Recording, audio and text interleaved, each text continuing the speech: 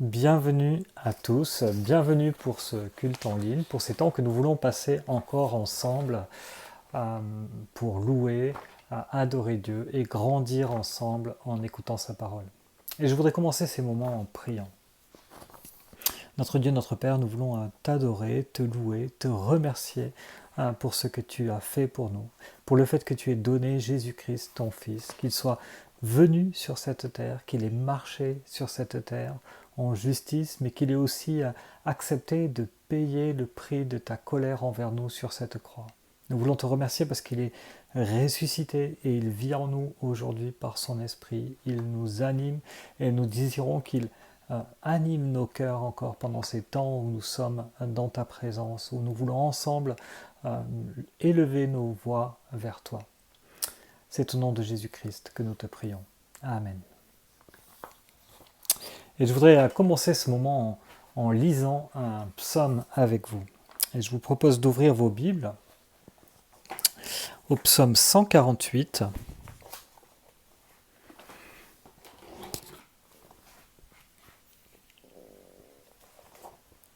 Et je suis page 416.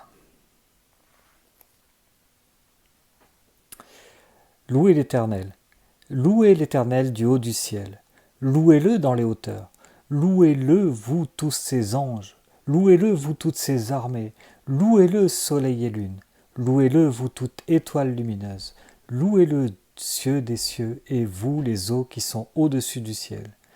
Qu'il loue le nom de l'Éternel, car il a donné ses ordres et ils ont été créés. Il les a établis pour toujours et à perpétuité. Il a donné des lois et il ne les violera pas. Louez l'Éternel depuis la terre, vous monstres marins et vous tous océans. Foudre, grêle, neige, brouillard, vent de tempête qui exécutez ses ordres. Montagnes et toutes collines, arbres fruitiers et tous les cèdres. Animaux sauvages et tout le bétail reptile. Oiseaux ailés, rois du monde et tous les peuples, princes et tous les juges de la terre, jeunes gens, jeunes filles, vieillards, enfants, qu'ils louent le nom de l'Éternel, car son nom seul est élevé. Sa majesté domine la terre et le ciel. Il a relevé la force de son peuple. C'est un sujet de louange pour tous ses fidèles, pour les Israélites, pour le peuple qui est près de lui. Louez l'Éternel.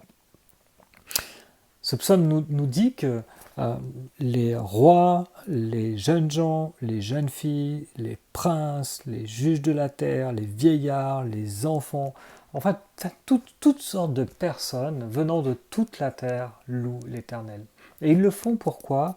Nous avons ceci au verset 14. Il a relevé la force de son peuple. Et voilà le sujet de leur louange. Et nous avons vécu ça, effectivement, de manière parfaite en Jésus-Christ. Jésus nous a relevés, il nous a rapprochés du Père, et c'est par son œuvre que nous pouvons le louer, et c'est ce que nous voulons faire ensemble au travers de 4 chants. Louons l'Éternel.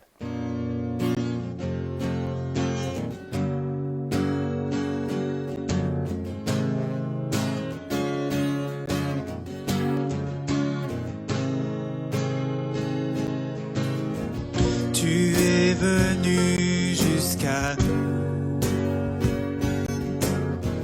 quittant la gloire de ton ciel. Tu es venu nous servir, donnant ta vie pour nous sauver. Dieu Tout-Puissant, Roi serviteur, tu nous appelles tous à te suivre et à t'offrir nos corps en sacrifice. À toi l'honneur, Roi serviteur,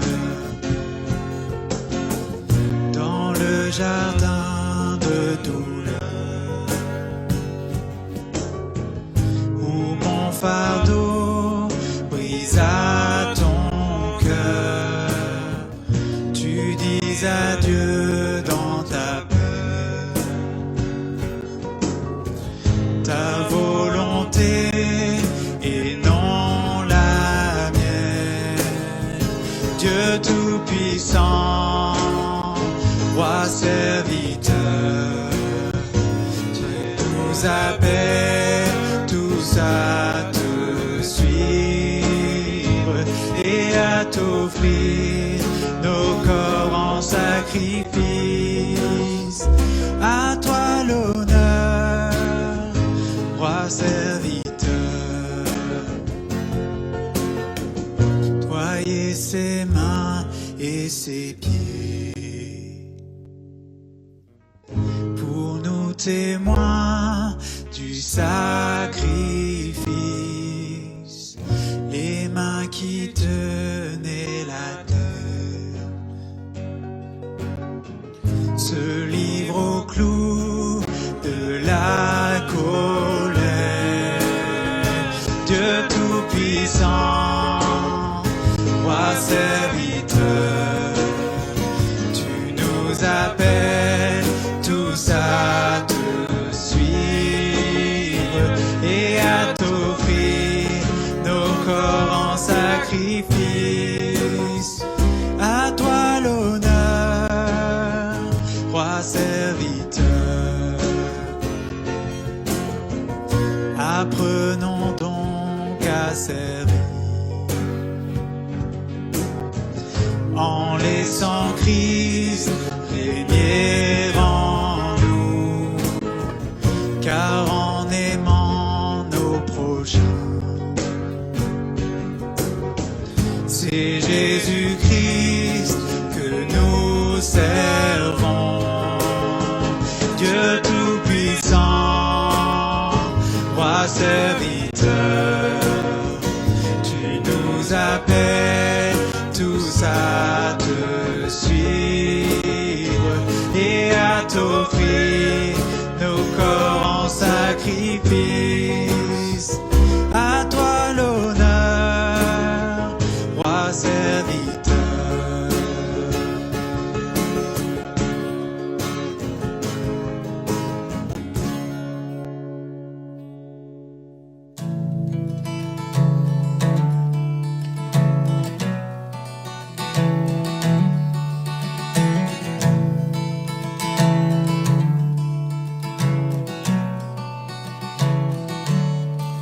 Entends-tu sa douce voix? Mon enfant, prends ma main. Dans ta faiblesse, viens à moi. Tu trouveras ton soutien. Jésus a tout payé. Ma dette est acquittée. La marque du péché effacée, mon âme est purifiée.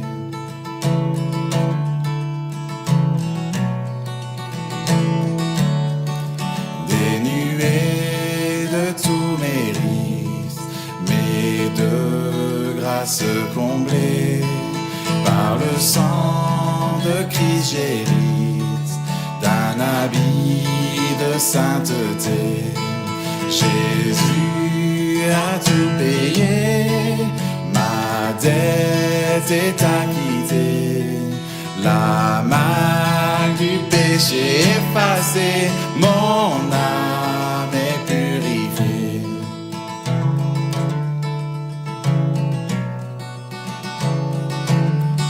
Seigneur, seule ta grandeur soutient les miséreux, peut briser les cœurs de pierre et purifier le lépreux. Jésus a tout payé, ma dette est acquittée. La marque du péché effacée, mon âme est purifiée.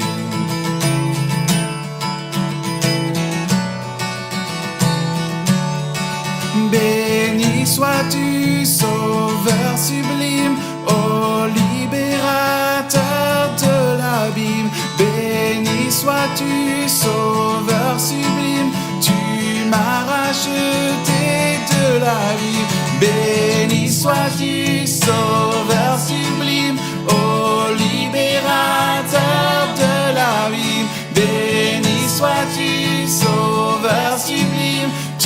m'a racheté de la vie. Au grand jour devant le trône, en lui glorifié, Jésus mourut pour mon âme, à jamais je le louerai. Jésus a tout payé, ma dette est acquittée, la marque du péché effacée, mon âme est purifiée.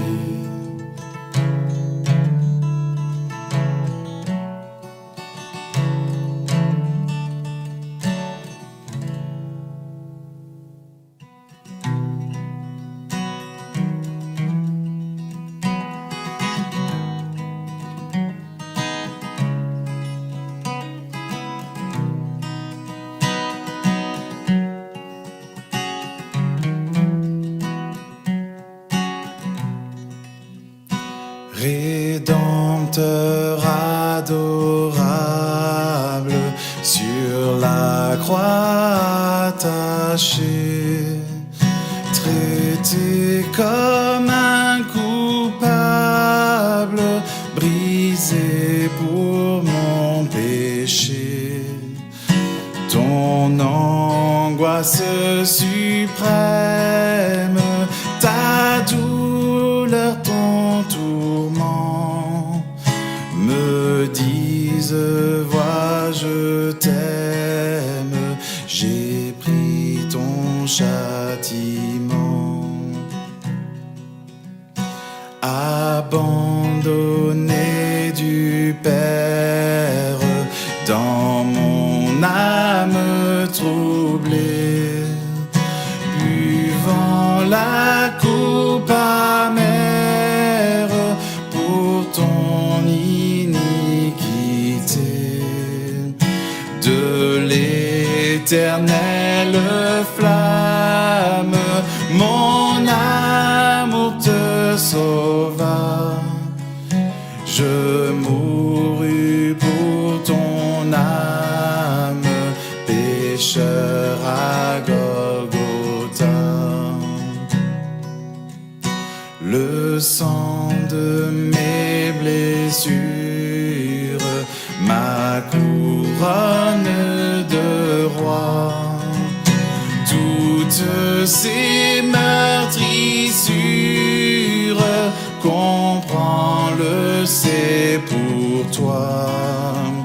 J'ai subi ta souffrance, j'ai porté ta langueur, contemple en assurance ton grand libérateur. Ton amour me réclame, me voici, cher Sauveur. Prends mon corps et mon âme pour prix de ta douleur. Oui, mon âme ravie des hommes et ne veut plus que vivre de ta vie à ta gloire, ô Jésus.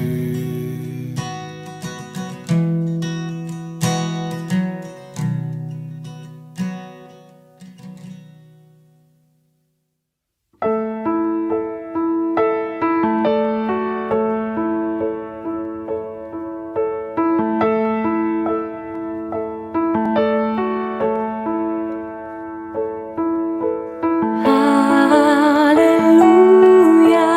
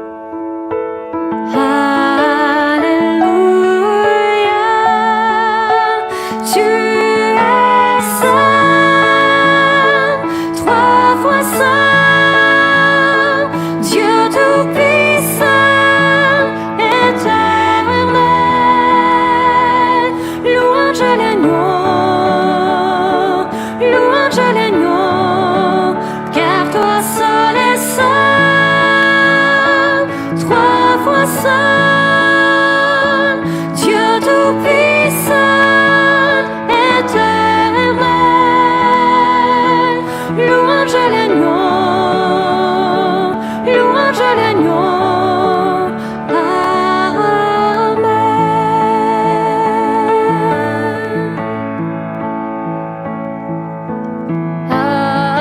Alléluia.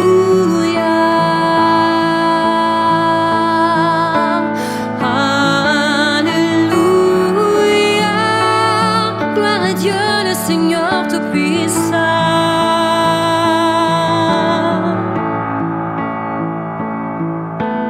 Alléluia.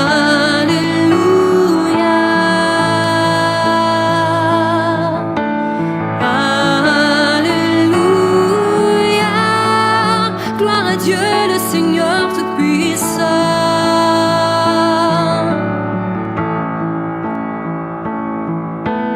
Alléluia.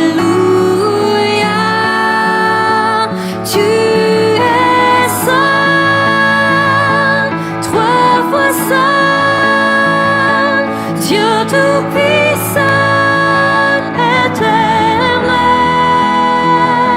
Louange à l'agneau, louange à l'agneau, car toi seul es saint,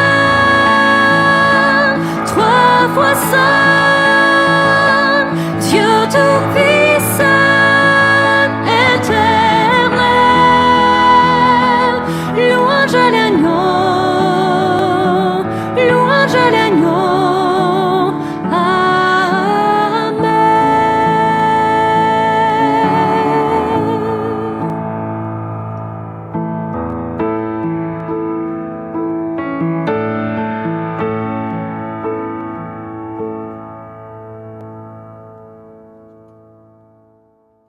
Et je vais maintenant laisser la parole à Jean-Noël Pourpré qui va nous apporter la parole ce matin, qui va nous conduire dans la suite de la prédication sur l'évangile de Luc au chapitre 9 et les versets 37 à 50. Et je voudrais encore que l'on puisse prier ensemble avant d'ouvrir la parole. Notre Dieu, nous voulons te remercier pour ta parole. Par elle, tu t'exprimes aujourd'hui de manière actuelle. Par elle, tu parles à nos oreilles, à nos cœurs. Et nous voulons te demander ce que tu puisses les ouvrir grandement pour entendre ce que tu as à nous dire. Nous voulons te demander que ta parole soit agissante, qu'elle nous fasse grandir, qu'elle nous réconforte, qu'elle nous transforme jour après jour pour être toujours plus semblable à toi. Nous te prions pour qu'elle ne nous laisse pas indifférents dans ce moment. Au nom de Jésus-Christ. Amen.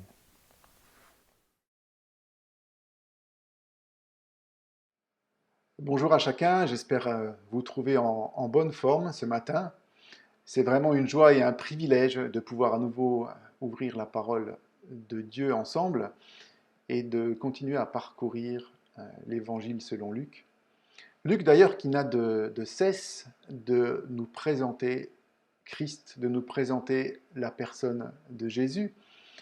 Jean-Jacques, la semaine dernière, nous a rappelé ce qu'on a pu déjà découvrir ou redécouvrir depuis le début de ce livre.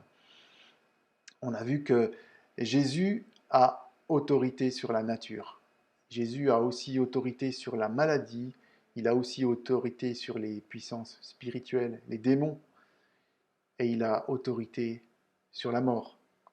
En fin de compte, Jésus a autorité sur toute la création. Mais ce Jésus tout-puissant est aussi celui qui prend soin de ses brebis. Jésus est glorieux, Jésus est le Fils de Dieu. Et Jésus nous demande de l'écouter. On s'est posé cette question la semaine dernière. Est-il celui que nous désirons suivre dans sa mort pour vivre sa vie ? Nous avons certainement tous répondu oui à cette question. Ma réponse personnelle est oui, je veux suivre Jésus. La vôtre aussi, vous voulez suivre Jésus. Nous voulons tous suivre Jésus. Nous voulons abandonner nos vies pour embrasser celle de Christ. Nous voulons perdre nos vies pour les sauver. En fait, nul doute que les disciples, qui accompagnaient Jésus 24 heures sur 24 depuis bientôt 3 ans, étaient dans cette même ferme volonté. D'ailleurs, il les a appelés et ils ont tout abandonné pour le suivre. Pourtant, vous savez que Pierre, celui qui, sans l'ombre d'une hésitation, a répondu à Jésus, « Tu es le Messie envoyé par Dieu ». Ce même Pierre reniera Jésus au moment de son arrestation. N'était-il pas sincère au moment de sa réponse? N'avait-il pas ce désir profond de suivre Christ, d'abandonner sa vie pour vivre celle de Jésus? Certainement si. Personnellement, je suis aussi déterminé, plein de bonnes intentions, sincères. Et pourtant, combien de fois j'échoue dans ma résolution ferme à suivre Christ? Par exemple, je manque des occasions d'annoncer la bonne nouvelle, par peur des réactions. J'oublie de témoigner mon affection ou de prendre soin de mes frères et sœurs pour me ménager du temps.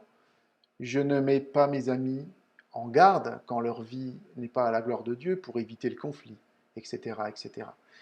Et en fait, je suis sûr et convaincu de ne pas être le seul dans ce cas, et sûr et convaincu que nous sommes tous dans ce cas. Mais qu'est-ce qui cloche? En fait, notre texte d'aujourd'hui peut certainement nous éclairer sur notre problème à vivre réellement ce que nous avons décidé fermement. On pourrait se poser la question, où cherchons-nous notre force pour vivre ce que nous avons décidé? Alors pour répondre en partie à cette question, je vous invite à ouvrir vos Bibles dans l'Évangile de Luc, au chapitre 9, les versets 37 à 50. Mais avant qu'on puisse lire ensemble ce passage, on aimerait remettre ce temps d'écoute de la parole entre les mains de notre Seigneur par la prière. Je vous invite à prier. Seigneur, c'est vraiment une joie, un privilège, une grâce d'être reconnu parmi tes enfants. Seigneur, c'est une joie, une grâce et un privilège d'avoir entre les mains toute la révélation, ta parole. Seigneur, nous voulons te demander de nous préparer à comprendre ce que tu veux nous dire au travers du texte de ce matin. Seigneur, nous voulons te demander de préparer nos cœurs à accepter ce que tu veux pour nous. Seigneur, nous voulons te demander que cette lecture puisse transformer nos vies. Nous ne voulons pas, Seigneur, accumuler davantage de connaissances, mais nous voulons te demander de nous transformer jour après jour pour être toujours davantage à ta ressemblance, afin que nous puissions témoigner autour de nous de ta gloire, Seigneur. Amen. Alors je vous invite à ouvrir vos Bibles, comme je le disais, au chapitre 9, les versets 37 à 50.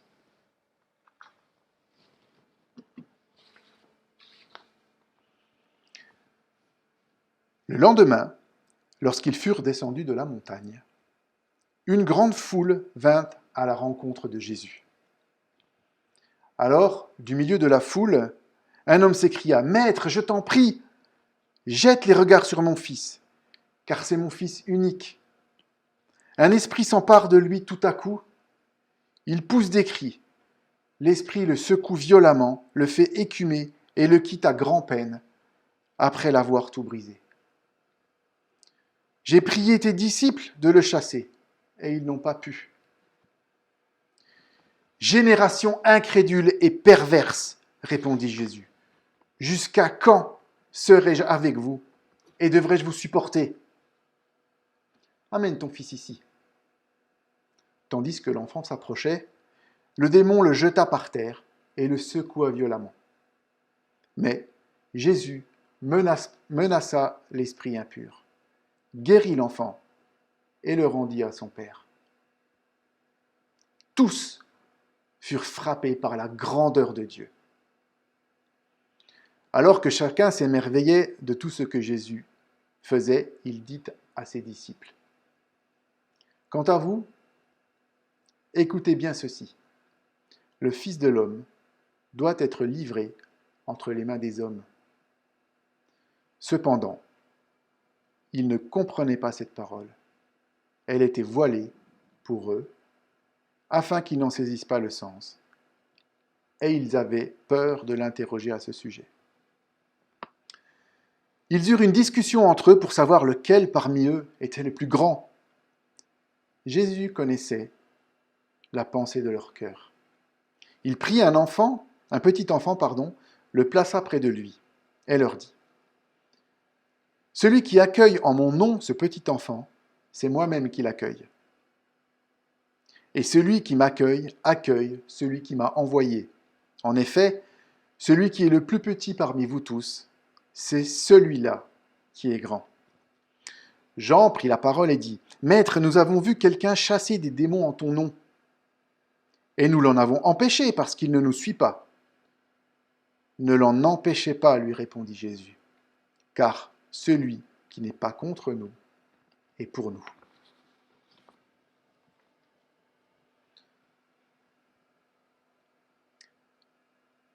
Si on regarde d'un petit peu plus près, notre texte est divisé en deux parties bien distinctes. D'abord, on peut découvrir le récit de la délivrance de ce jeune enfant par Jésus. Et dans un deuxième temps, on assiste à des discussions entre les disciples et entre Jésus et les disciples. Et à bien y regarder, on peut se rendre compte que ces deux parties semblent se répondre. Mais on y reviendra un petit peu plus tard. Et entre ces deux parties, on trouve les versets 44 et 45 qui me semblent bien être le cœur de notre passage. Et je vous relis ces deux versets. « Quant à vous, écoutez bien ceci. Le Fils de l'homme doit être livré entre les mains des hommes. Cependant, ils ne comprenaient pas cette parole. Elle était voilée pour eux, afin qu'ils n'en saisissent pas le sens. Et ils avaient peur de l'interroger à ce sujet. » On apprend deux choses fondamentales grâce à notre texte, et ces deux choses sont concentrées dans ces deux versets. Premièrement, où est notre grandeur? Où est notre gloire? Et deuxièmement, où est notre force? Alors tout d'abord, comme je viens de le dire, il est question de grandeur. Où est placée notre grandeur? Où, autrement dit, notre gloire? Et au verset 44, comme on vient de le lire, Christ renouvelle ce qu'il a dit quelques versets plus haut. Il doit être livré entre les mains des hommes. Sa mission doit s'achever en mourant à Jérusalem. Il doit souffrir beaucoup, être rejeté, mis à mort et ressuscité le troisième jour. Lui, le plus grand, celui qui domine sur la nature, les démons et la mort, doit être traité comme le dernier. Lui, le plus grand, doit devenir le plus petit. Lui, le roi des rois, se fait volontairement le dernier des serviteurs. Lui, le Saint des Saints, accepte d'être traité en pécheur. La grandeur de Christ, c'est que lui, le parfait, a porté nos péchés. Lui, le Tout-Puissant, s'est livré pour être arrêté, condamné et exécuté. Le Seigneur des Seigneurs se fait serviteur de tous. Alors certainement, les disciples ont la volonté de suivre Christ. Tout comme nous avons cette volonté de vivre sa vie. Il semble alors tout naturel que notre attitude pointe vers celle de Jésus, vers celle de notre Seigneur. C'est-à-dire se faire serviteur de tous, ou le plus petit de tous, ou encore de considérer mon prochain comme plus grand que moi-même. C'est là que ça devient intéressant de regarder les deux passages qui entourent notre verset central, le verset 44. Et on se rend compte qu'ils sont en parfaite opposition. Regardez comme la foule est frappée par la grandeur de Dieu. Suite à la délivrance de ce jeune garçon, elle reconnaît la puissance, la divinité, la souveraineté de Jésus sur la création. Et d'ailleurs, comme toujours, tout au long des évangiles, les miracles attestent de la grandeur et de la divinité de Christ. Elles sont reconnues par la foule lors de ce miracle. Jésus est celui qui peut tout, à lui seul soit la gloire. Quel contraste avec les disciples qui, eux, discutent pour savoir lequel d'entre eux est le plus grand. Alors certes, ils ont tout quitté pour suivre Jésus. On a du mal à dire la même chose. Mais quand même, quel est leur réel objectif? Quel est le centre de leur préoccupation? Vers où regardent-ils? En fait, il semble qu'ils soient inquiets de la récompense qu'ils pourront tirer de leur fidélité à Jésus.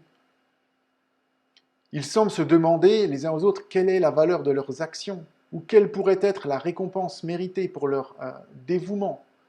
Peut-être un rang, peut-être un statut, peut-être une reconnaissance publique ou sociale. Qui est le plus grand? Il me semble que je pourrais être tenté de regarder ces disciples de haut. On pourrait tous avoir un petit peu cette attitude de dire mais vraiment, ils n'ont rien compris, mais ils sont vraiment orgueilleux, n'est-ce pas? Mais en fait, combien de fois sommes-nous piégés par la recherche de reconnaissance, par des pensées qui évaluent notre mérite, par des comparaisons avec nos frères et sœurs? Et oui, avec tout le temps que j'ai passé dans ce service, ou à faire cela, ou à faire ceci, franchement, on aurait pu me remercier quand même. Puis avec cette prédication, on va enfin reconnaître mon statut de prédicateur. Et réellement, ma vie, elle est quand même bien plus en règle que telle ou telle, etc., etc. On est pollué, on est prisonnier de ces pensées qui nous traversent l'esprit. Combien de fois passons-nous à côté du modèle de Christ, qui veut faire de nous les serviteurs de tous, comme lui-même s'est donné en rançon pour tous, au prix de sa vie? Combien de fois manquons-nous l'occasion de rester humbles?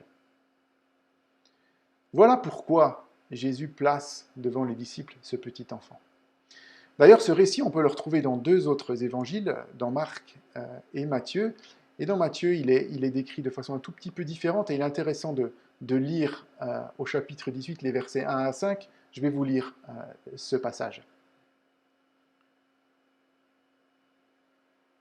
Et celui qui accueille en mon nom un petit enfant comme celui-ci, m'accueille moi-même.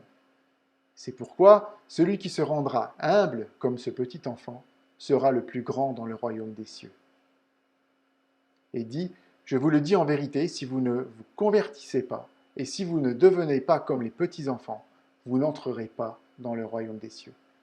Jésus appela un petit enfant, le plaça au milieu d'eux. À ce moment-là, les disciples s'approchèrent de Jésus et dirent, qui donc est le plus grand dans le royaume des cieux?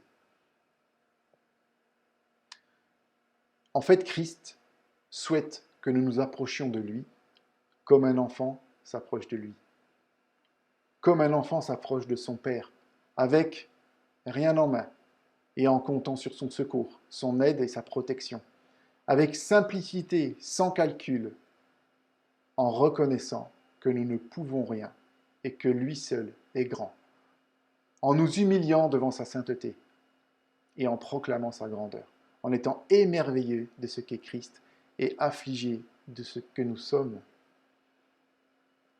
En fait, Jésus veut que ses disciples comprennent que la grandeur qu'il attend est de reconnaître justement qu'ils ne sont rien, et qu'il traduise cette compréhension par une attitude d'humilité et de service à son modèle. Si aujourd'hui parfois je suis en échec dans mon service pour Dieu, c'est certainement parce que je perds l'objectif de glorifier Dieu, et que mes actions visent plus certainement à tirer une certaine gloire et à évaluer ma performance au regard de ceux qui m'entourent. Finalement, notre grandeur consiste à nous reconnaître petits et à agir en conséquence au service de Dieu et de chacun de nos prochains. Alors force est de constater que nous n'y arrivons pas. Force est de constater qu'on n'y arrive pas souvent. Eh bien, c'est aussi le cas des disciples. Notre grandeur et notre gloire sont en Christ, uniquement dans l'humilité et le service, à son exemple et à sa suite. Alors, revenons au centre de notre passage avec le verset 45 que je vous relis. Cependant, ils ne comprenaient pas cette parole. Elle était voilée pour eux, afin qu'ils ne saisissent pas le sens, et ils avaient peur de l'interroger à ce sujet. En fait, il semble qu'il manque quelque chose aux disciples pour comprendre ce que Christ attend d'eux, pour comprendre son enseignement. Et c'est notre deuxième point. Où trouvons-nous notre force? Est-ce que vous ne trouvez pas étonnant que les disciples, en particulier Jean, interdisent à une personne de chasser les démons au nom de Jésus, alors qu'eux-mêmes n'ont pas été capables de délivrer le jeune garçon? En fait, il semble considérer que cet individu n'est pas digne d'invoquer le nom de Christ, simplement parce qu'il n'est pas avec eux. C'est vrai, eux que Christ a choisis, eux qui sont partis pour chasser des démons et annoncer la bonne nouvelle, eux qui cheminent depuis bientôt 3 ans avec le Messie, eux qui connaissent énormément de choses sur Jésus. N'ont-ils pas été formés par Jésus lui-même? Comment alors un homme qu'ils ne connaissaient même pas peut prétendre agir au nom de leur maître?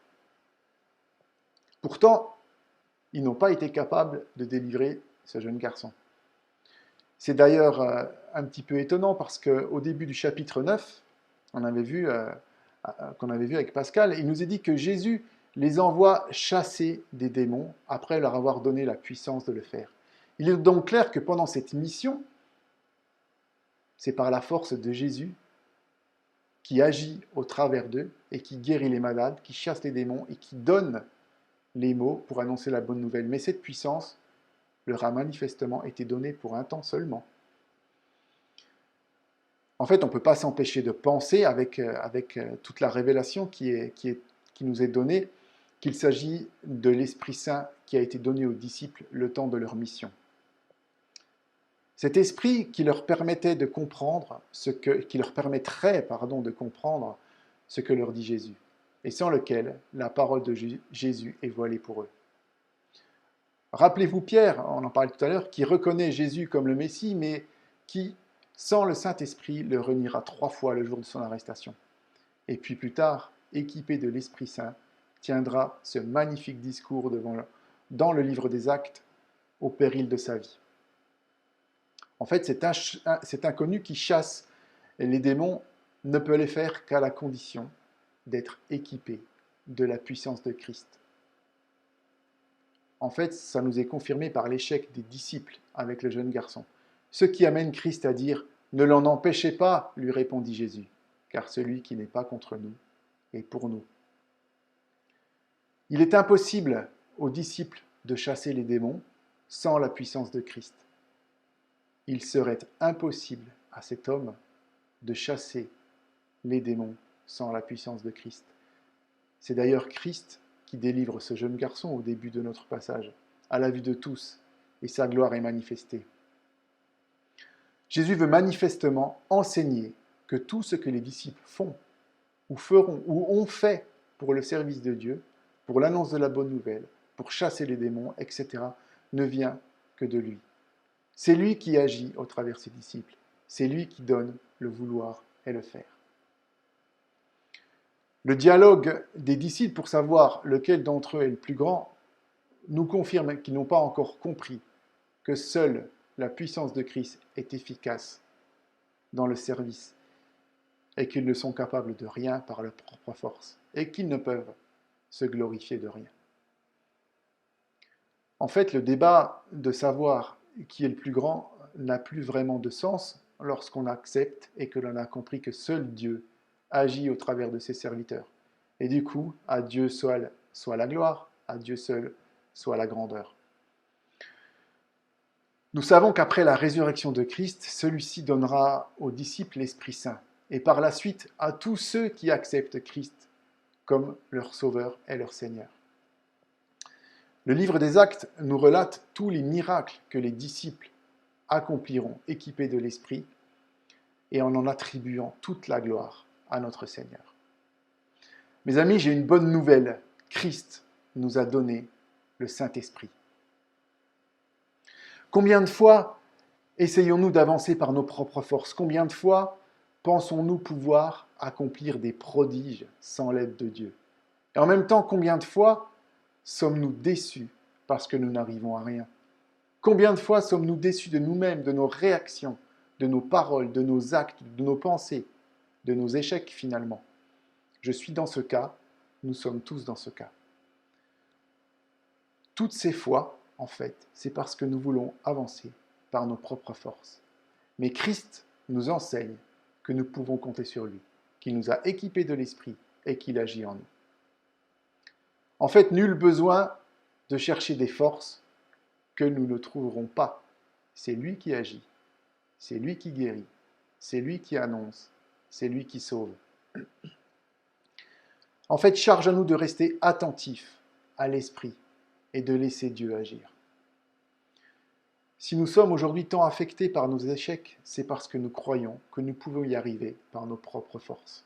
Quand nous laissons agir Christ, que nous renonçons à agir à sa place, plus de déception, plus d'échecs personnels, mais place à la souveraineté de Dieu en toutes circonstances. Finalement, Jésus veut montrer à ses disciples qu'ils s'égarent sur deux plans différents. D'abord, même s'ils ont tout quitté pour suivre Jésus, leur préoccupation reste leur personne et non Christ et sa gloire. Ils s'inquiètent de leur rang, de leur position les uns par rapport aux autres, plutôt que de s'humilier devant leur Seigneur, qui se fera le plus petit de tous. Restons nous aussi vigilants dans notre engagement à garder les yeux tournés vers Dieu, à la suite de Christ et pour sa gloire, en sachant nous souvenir de ce que nous sommes au regard de ce qu'est Dieu. Ensuite, il enseigne aux disciples qu'ils ne peuvent rien par eux-mêmes, mais seul Christ agit en eux par son esprit. Et s'ils en sont dépourvus, ils ne peuvent rien. Et en fait, tous ceux qui en sont pourvus peuvent tout par son action en eux.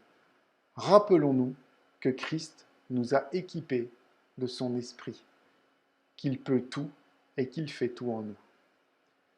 Gardons nos yeux tournés vers Dieu, à la suite de Christ, et équipés de son esprit, pour accomplir ce que Dieu a préparé d'avance pour que nous le pratiquions, afin de refléter sa gloire, pour que son évangile soit entendu et accepté.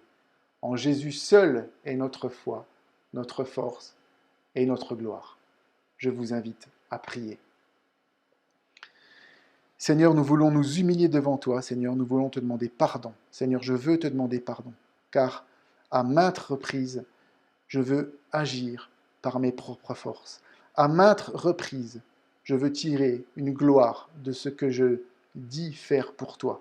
Seigneur, nous voulons nous humilier. Je veux m'humilier devant toi, te demander que je puisse rester attentif à l'esprit que tu as mis en moi, que je puisse oublier ma personne, que je puisse m'effacer devant toi. Seigneur, nous te demandons de nous transformer, que nous puissions garder sans cesse les yeux tournés vers toi et que jour après jour, nous puissions davantage oublier notre propre personne pour te glorifier, t'adorer et te louer. Amen. Merci à Jean-Noël pour cette prédication. Merci pour cet encouragement à nous confier dans la seule puissance de Christ. Et je vous propose qu'on puisse chanter encore ensemble pour répondre à cette prédication. En Jésus seul. Chantons.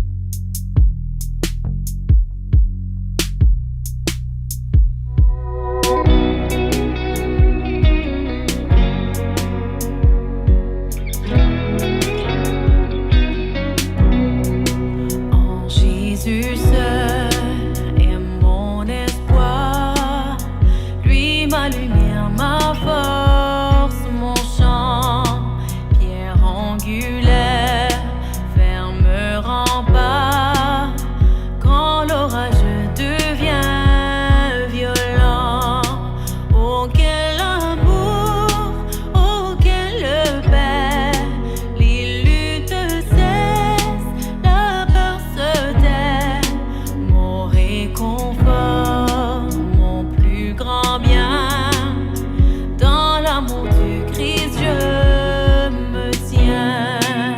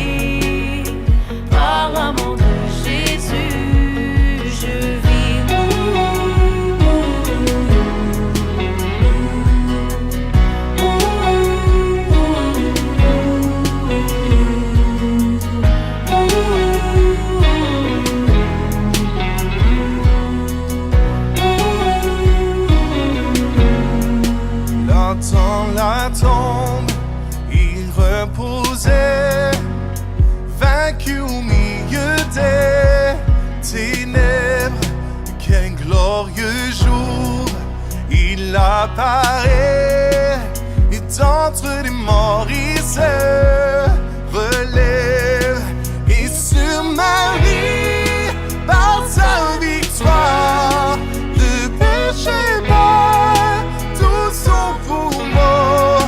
Il est à moi, et je suis à lui, racheté par le sang du Christ.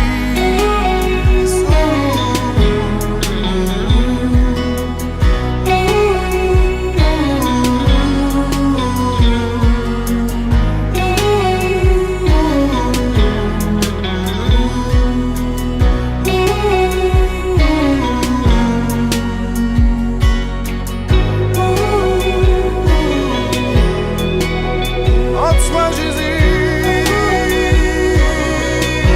je trouve tout ce dont j'ai besoin. En toi, Jésus, mon espoir. Je vis en paix, je meurs sans crainte, gardé par la force du Christ, du premier cri au dernier souffle.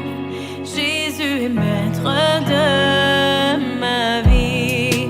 Les plans des hommes ou du malin ne me raviront de sa main, et qu'il revienne ou me rappelle par la force du Christ, je tiens, et qu'il revienne ou me rappelle par la force du Christ, je tiens.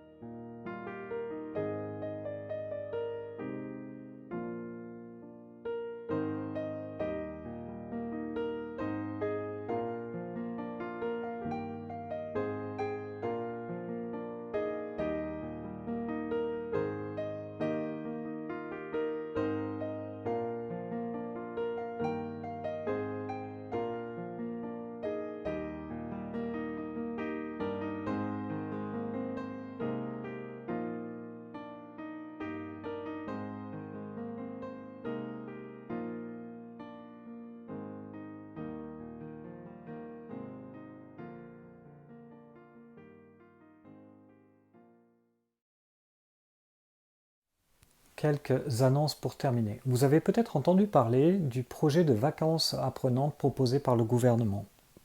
En fait, ce projet poursuit deux buts. Un, offrir des vacances à des enfants qui viennent de vivre une période un peu compliquée, le confinement et tout cela.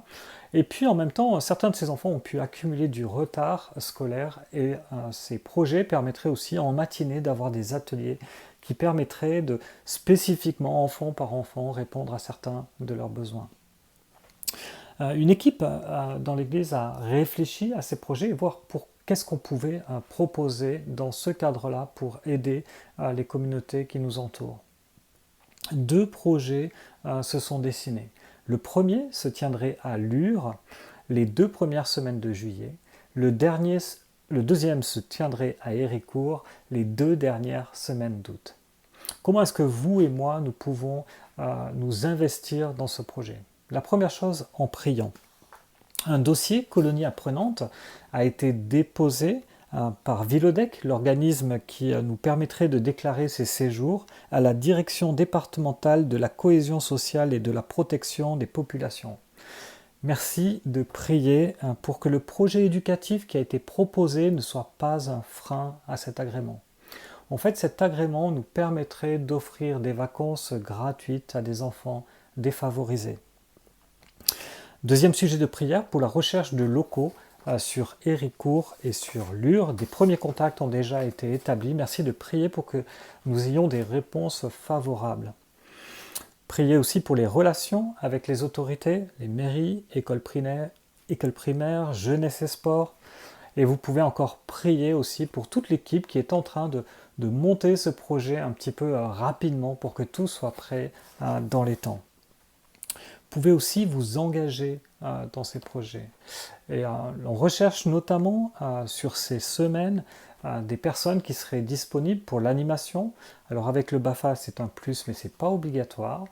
Des personnes qui seraient disponibles aussi plutôt pour des tâches de surveillance comme les temps de repas à midi, surveillance d'atelier. Et puis des personnes qui seraient aussi disponibles pour faire le ménage. Et notamment il y a pas mal de tâches de désinfection à faire dans les locaux. Une autre annonce aussi liée à ces événements que nous vivons. Nous avons reçu environ 250 exemplaires de cet ouvrage écrit par John Piper. Je ne sais plus dans quel sens il est. Voilà, il est dans le bon sens. Le coronavirus et Christ de John Piper. Ces exemplaires sont à disposition dans le hall d'entrée de l'église. Vous pouvez vous servir, vous pouvez les distribuer librement. Ils sont vraiment une belle façon de faire connaître notre foi, de faire connaître la souveraineté de Dieu et de voir les réponses que la Bible peut apporter dans des périodes que nous traversons. Enfin, je vais laisser la parole à Germain qui va nous parler de la commission qui travaille sur la reprise des activités de l'Église. Bonjour à chacun. Je crois qu'il est temps de donner un peu des nouvelles. Notre désir est de reprendre les activités, mais les contraintes actuelles ne permettent pas à l'ensemble de vivre la communion fraternelle. Nous aimerions au plus tard démarrer en septembre, si la situation le permet et que les restrictions sont moins importantes, nous essaierons de reprendre les activités avant. En attendant, profitez de partager les cultes avec ceux qui n'ont pas la possibilité. Nous avons mis en place une commission pour préparer la reprise, installer la salle et se plier aux contraintes du gouvernement. Je voudrais encore souhaiter à chacun et à chacune un bon dimanche, une bonne semaine, que Dieu vous bénisse et nous terminerons sur un dernier chant qui nous rappelle qu'aujourd'hui encore, Christ règne.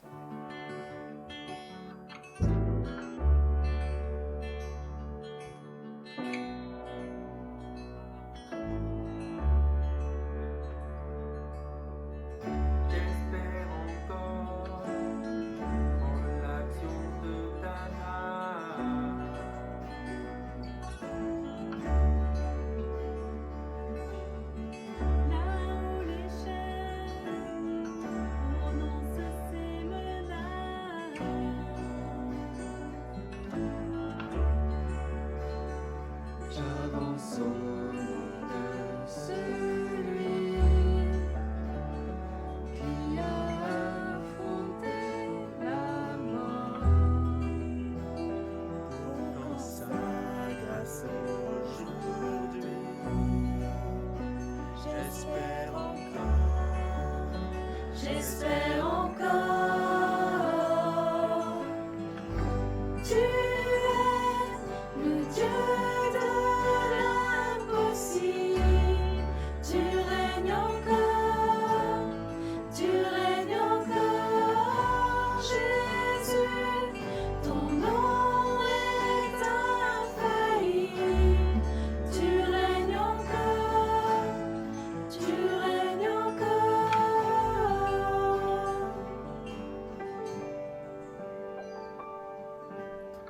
j'espère encore en l'action de ta grâce.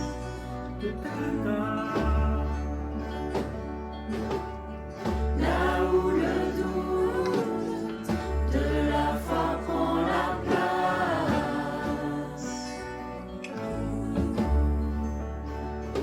j'avance au nom de celui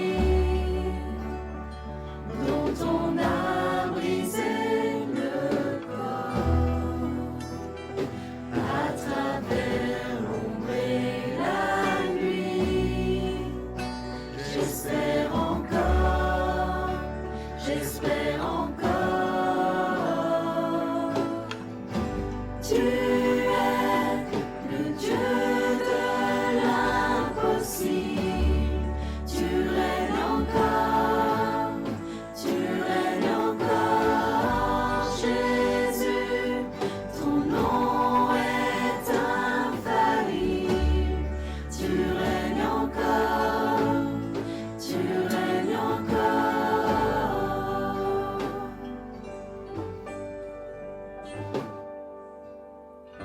Alors que ce chant retentit pour ta gloire, ton esprit vient me rappeler ta victoire. Reconnaissant ta majesté, je déclare, tu règnes encore, tu règnes encore.